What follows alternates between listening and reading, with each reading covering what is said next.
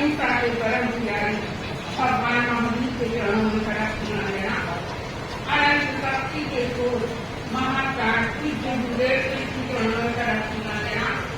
तेरा धर्म करके पुजारी अनुशासना युग प्रधान महातपस्वी आचार्य महात्मा के चरणों में खड़ा सुना लेना। ज्ञान की मंगोदरी सद्या सद्विवरा की चरणों में खड़ा सुना लेना। धर्म प्रेमी बंधुओं पर्यटन महापर्व का ये 21वां दिन हम सामायिक दिवस के रूप में मना रहे हैं। सामायिक का अर्थ है समता में बांट करना। योग शास्त्र की भाषा में आर्य ज्ञान रौद्र ज्ञान से मुक्त होकर व्यक्ति धर्म ज्ञान और शुक्र ज्ञान में स्थित बन जाए, उसका नाम है सामायिक। आवश्यक सूत्र में बताया गया है कि जो व्यक्ति पापकारी प्रवृत्ति का यानी सावत्य योग का त्याग करके निर्वर्तन योग में स्थिर होता है, उसे हम कहते हैं सामायिक। और भगवती सूत्र में भगवान महावीर ने कहा आत्मा ही सामायिक है। आत्मा में स्थिर होना, आत्मा में वास करना सामायिक कहलाती है। और सिद्धांत की भाषा में हम बोले तो पंचम गुणस्थान व्यक्ति श्रावक सामायिक करने का अधिकारी होता है। ये सामायिक के कुछ ऐसे महत्वपूर्ण उपक्रम हैं और इनके द्वारा व्यक्ति अपने आप में सामायिक में कैसे प्रतिष्ठित हो सकता है।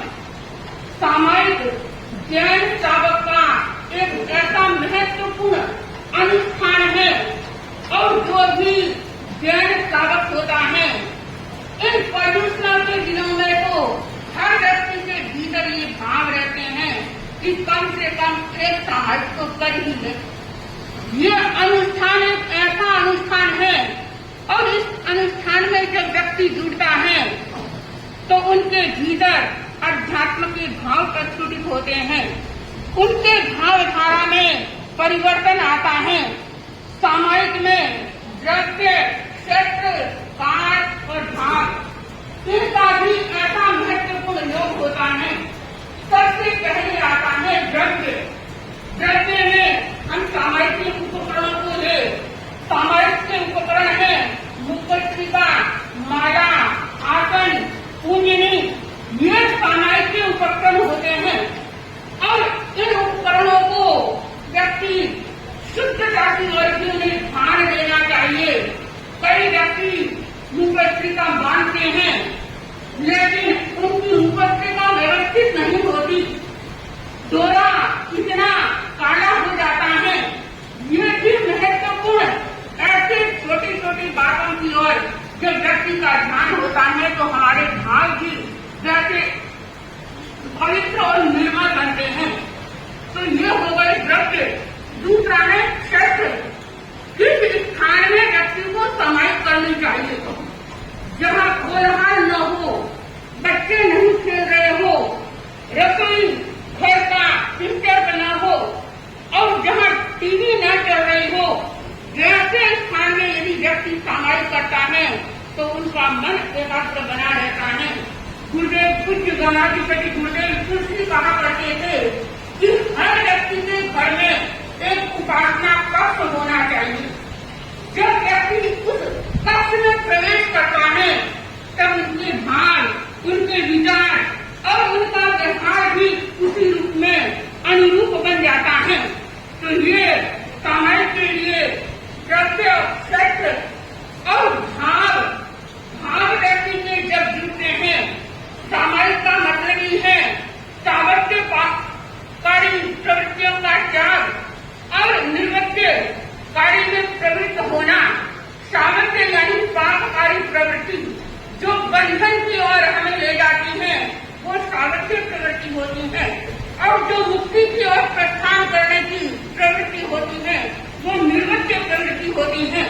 तो जहाँ ये भाव बनते हैं बंधु और बहनों, हम देखते हैं कि व्यक्ति सामायिक तो भटक लेता है लेकिन उनका मन इधर उधर भटकता रहता है।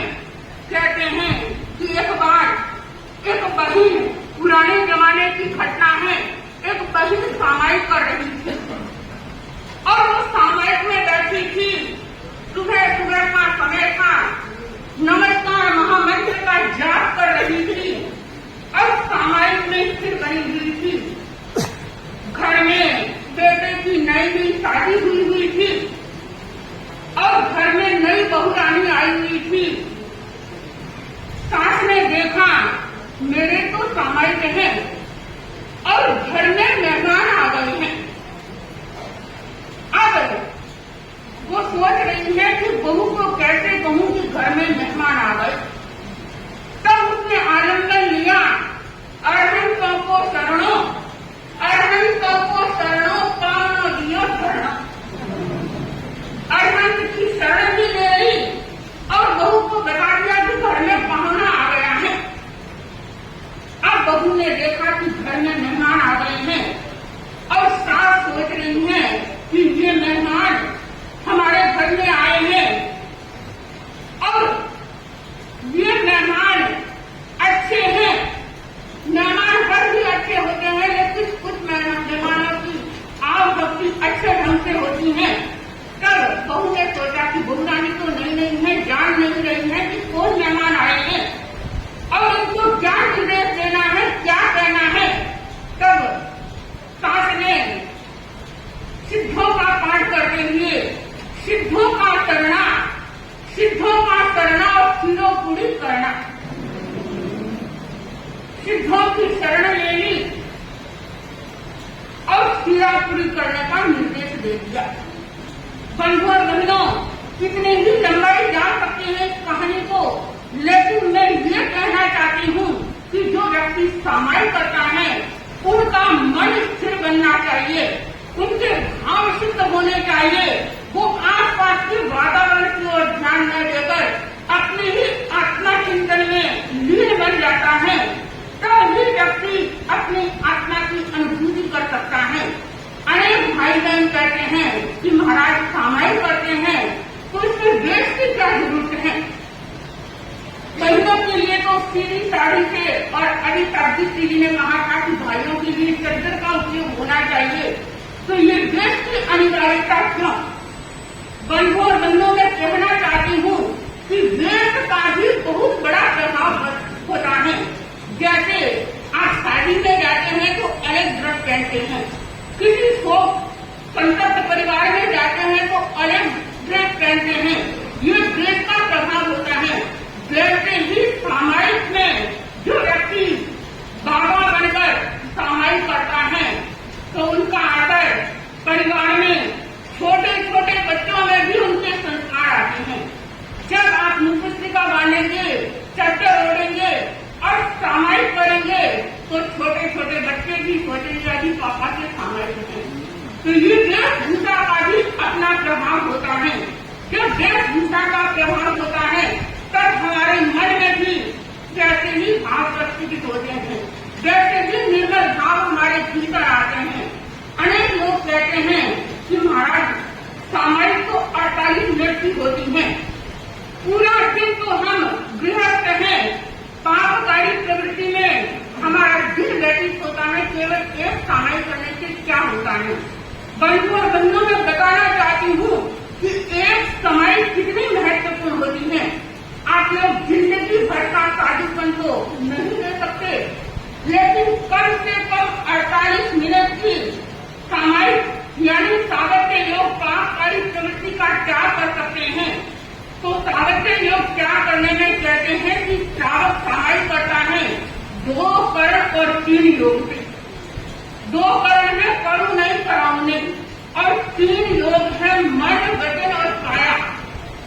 2 कर्ण 3 योग से सब श्रावक सामायिक करता है। हम देखते हैं कि कोई व्यक्ति पूरा दिन भोजन नहीं करता, दिन भर में 15-20 मिनट भोजन करता होगा, समय लगाता होगा, लेकिन उसकी शक्ति पूरे दिन भर रहती है। जैसे आकाश से पतंग उठता है, पूरी डोर व्यक्ति छोड़ देता है, केवल इतनी सी डोर अपने हाथ में रखता है, कुएं से पानी निकालता है,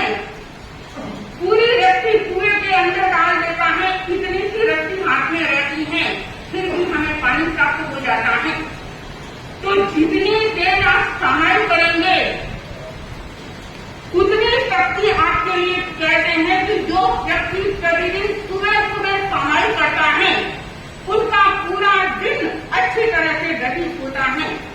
और जो व्यक्ति सामायिक के उनके भीतर ऐसे भाव पैदा होते हैं और वो सोचता है कि सामायिक नहीं की तो पूरा दिन अस्त व्यस्त हो जाता है।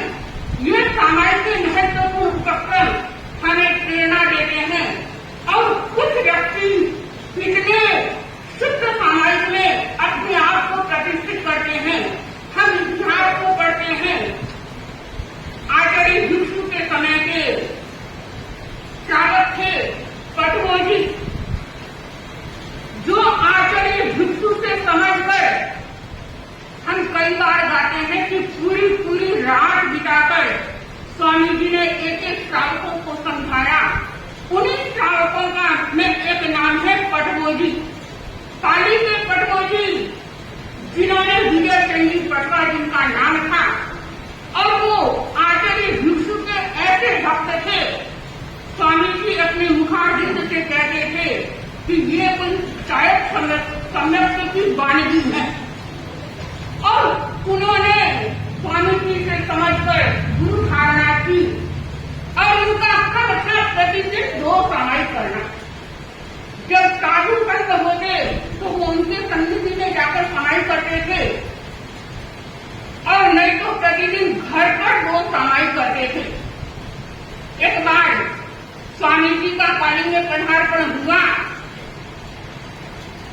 और वो पटगोजी उनका क्रम था 2 सामायिक करना। प्रवचन में गए और जाते ही 2 सामायिक का प्रस्थान करना।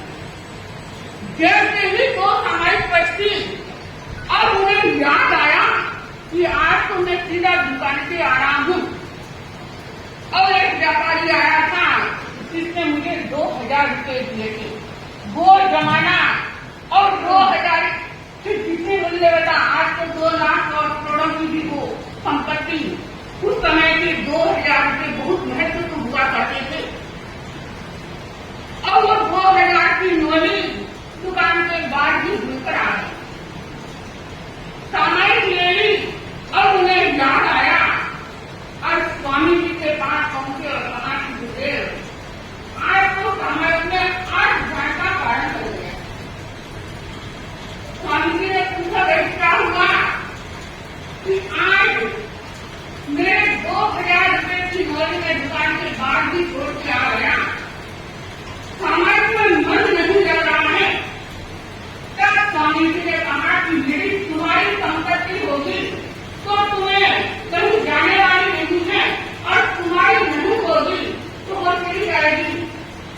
लेकिन सामायिक में 8,000 नहीं, धर्म ध्यान वस्तु के ध्यान में स्थिर बन जाओ।